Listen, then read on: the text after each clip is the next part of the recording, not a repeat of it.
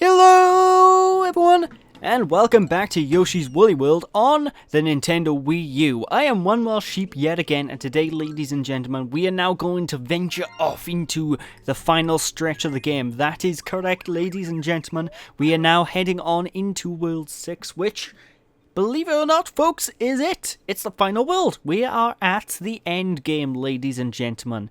And at the time of this recording, I have officially completed this game. So for those of you who might be wondering how long this playthrough is going to be, I won't tell you how long it's going to be. But let's just say it won't be very many parts. You know, of course, most of you could just easily go to the playlists to look at how many parts are left. But I digress. Anyway, moving on. This stage by here in particular, the first zone of World 6, if you will, is a pretty ominous level in terms of soundtrack, but what you're basically going to be doing throughout the course of it is you're going to be grabbing onto these webbings that are located in the background of each of the levels, and you have these spiders. These spiders like to go in and out, and they like to smooch each other. Whenever they have a kiss, then a little wool heart will pop on out. Now, what's the deal with that? Well, basically we can use that to our advantage because we can actually eat up and gobble up that heart in order to give ourselves an extra yarn ball in order to chuck at enemies and what have you. However, do not go directly into these guys. These guys do count as enemies. They will hurt you if you boop into them and basically be careless, which makes sense. They're spiders, and spiders are absolutely dreadful creatures. I hate spiders. I've never liked spiders. They freak me out. They always have. They always will. They are terrible, terrible, terrible things. Like, and it's so weird just due to the fact, like, Spider-Man is one of my favorite superheroes out there as well, which is so weird just because of that fact. But, yeah, I digress. Most of the platforming stage is still very basic. This isn't really going to really difficult at this point of the game. However, things will crank up in difficulty very quickly, however, ladies and gentlemen, so I am going to pre-warn you because of, well, it's mainly due to the fact that, well, obviously it's the final stage, so levels will start to get a lot harder, it will start to get a lot more precise with the platforming. And it's around this point in the game where I know a lot of people will probably just turn the game off in terms of, they'll stop going for 100% if they're trying to do a 100% playthrough, because 100% can start to get a little bit tedious. They start to get really, well, they don't get so much dickish with the design and location of all of the collectibles, but it can be quite tricky to find them, and to get a lot of these collectibles, you do need to do a very difficult challenges every now and then, so, it's not so much an issue with this particular level. This level is easy enough, but later down the line, you're going to start seeing me going into these stages, and I'm just going to start struggling to do like basic maneuvers and what have you.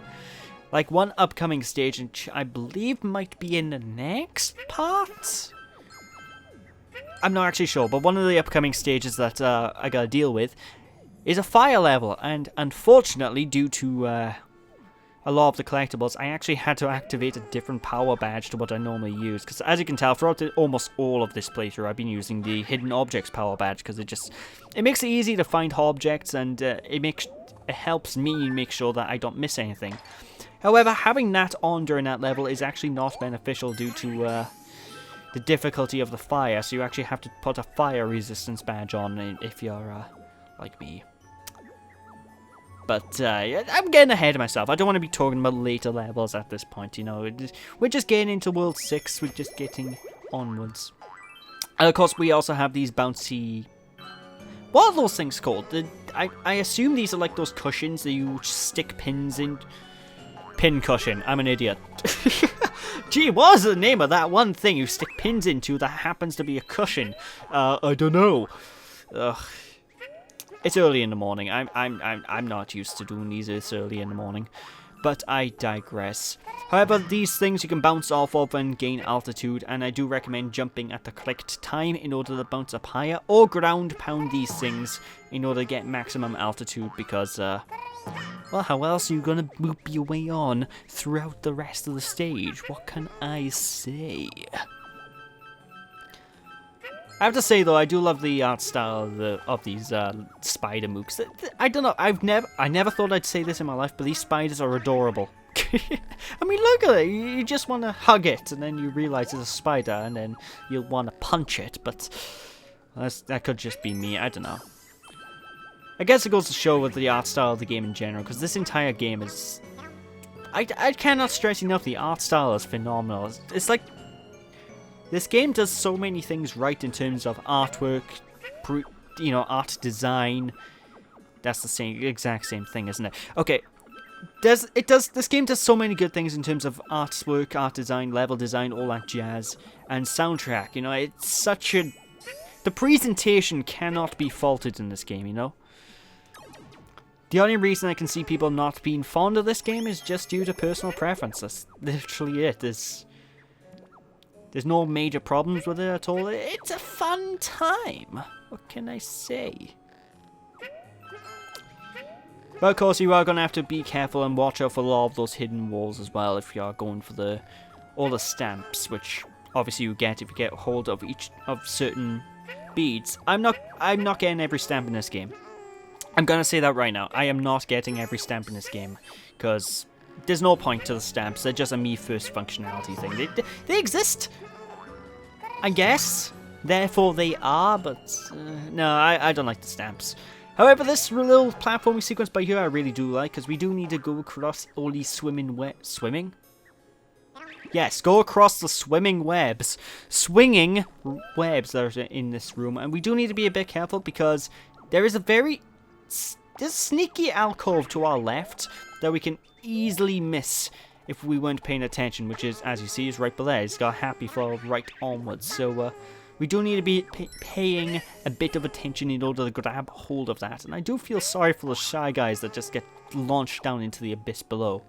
Like, they're just sitting there chilling, minding their own business, then suddenly a grey and multicolored dinosaur pops out of nowhere and eats up their web, and suddenly, oh no, our home, our nest, oh, what will we do?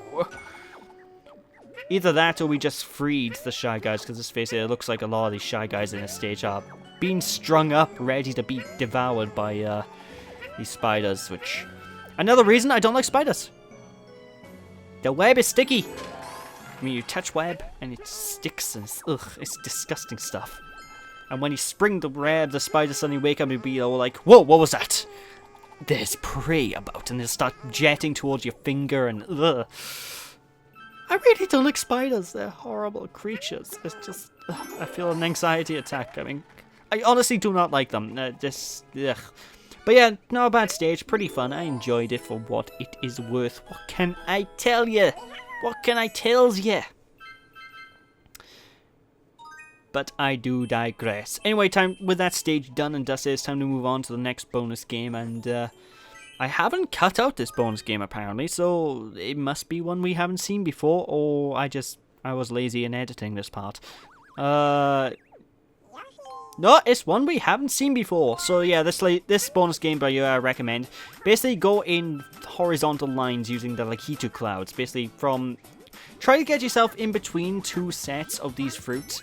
And every now and then, whenever the watermelon pops up, obviously eat the watermelon, gobble it up.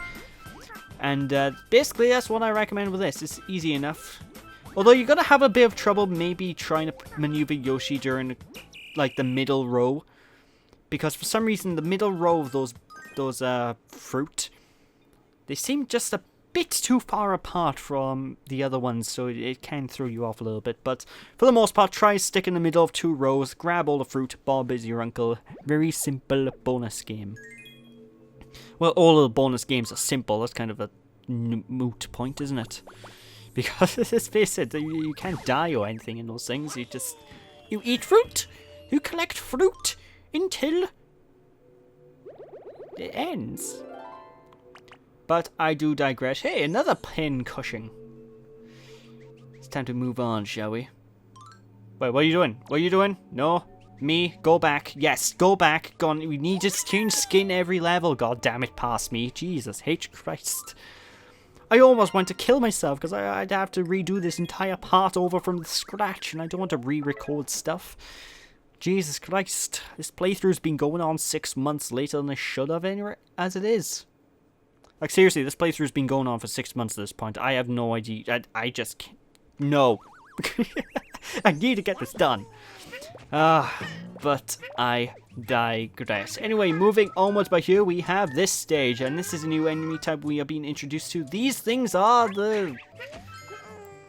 I don't know, they look kind of like thwomps, but they're not really thwomps. It's sort of like... Think of like fuzzies from Super Mario World, although not quite fuzzy, if you get my drift. Basically, those type of enemies, they're makeshift platforms. They move up and down. If you touch them, they will hurt you.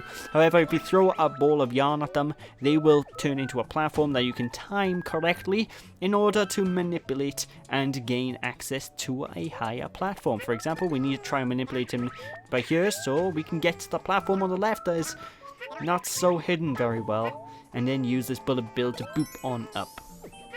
And you saw how tight that jump was? Yeah, this is the sort of thing you're going to start seeing during the course of this final world. The jumps start to get super precise with a lot of these, with a lot of the collectibles we need to collect. And it's especially apparent in, like, the final couple of levels, because some of the jumps they make you want to do, you have to be pixel perfect in order to make them, and it's just, It's fun, don't get me wrong, I love my platform games, it is my favourite game genre after all, but,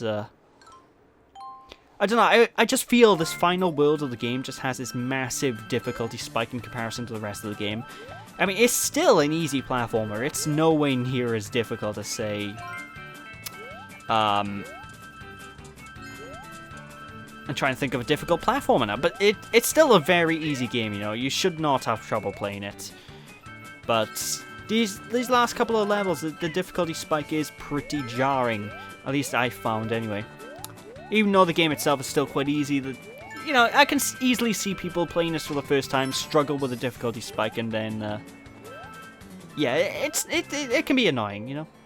Although, remember this power-up, this is the umbrella power-up, yet again, same rules as it was last time. We push the A button to open up, we use the gust of wings, gust of wind?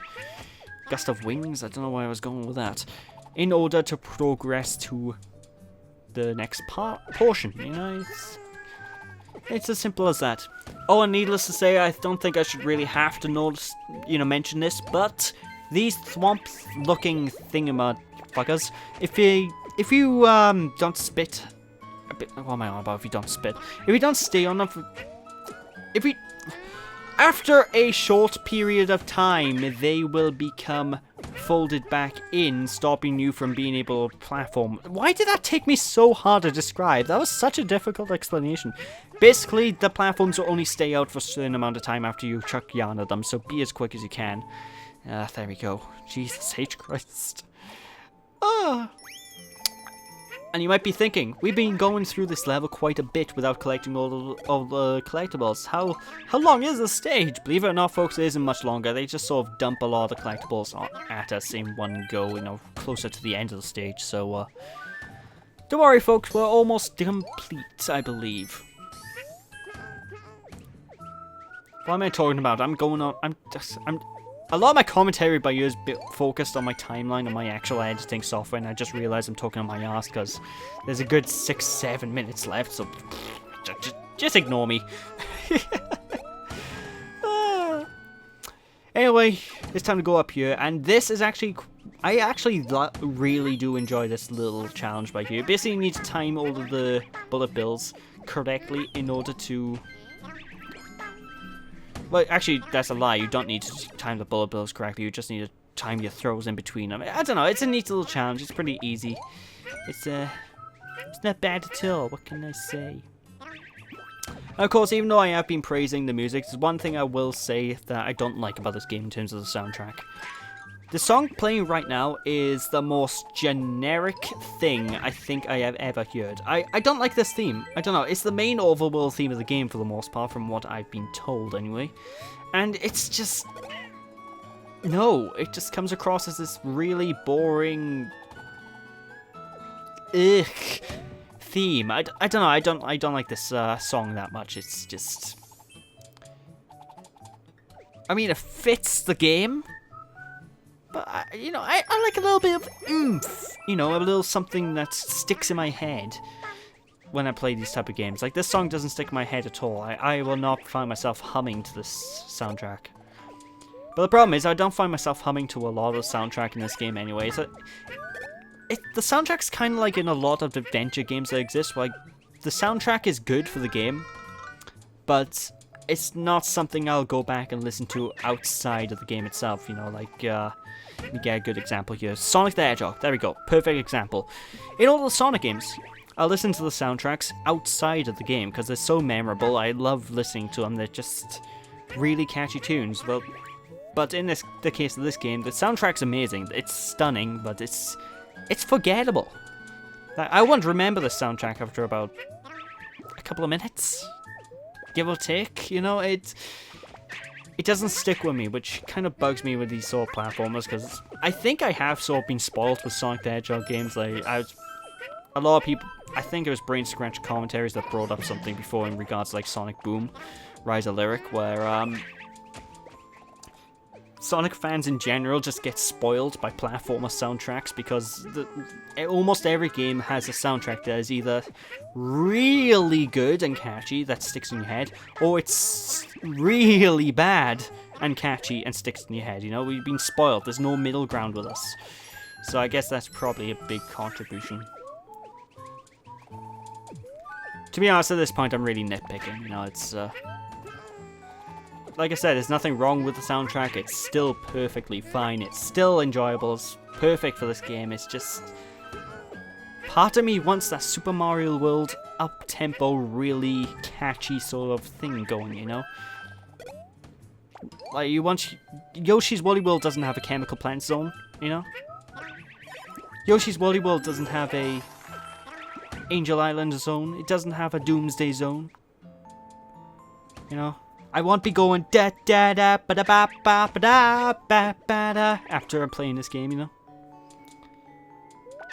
Well, I would if I had Chemical Plant Zone stuck in my head, because that's something completely different. And if people right now have no idea what I'm talking about, play Sonic 2. Play a sophisticated game. The greatest game of all time. Anyway, moving on. I'm sorry, I'm just a little bit biased. I love that franchise. What can I say?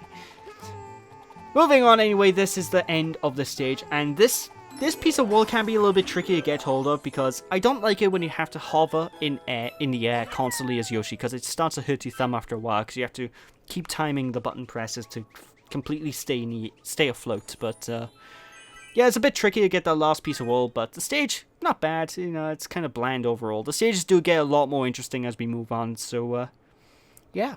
With that, ladies and gentlemen, that is it for this part. So thank you all for watching. Hope you all enjoyed. Don't be sheepish, people. And when we return next time, we'll continue onwards and get into the blunt of World 6. And we'll start clearing our way across to Bowser's castle. And we're going to save our Yoshi brethren. So yeah, thanks for watching, people. Hope you all enjoyed. See us after. Bye!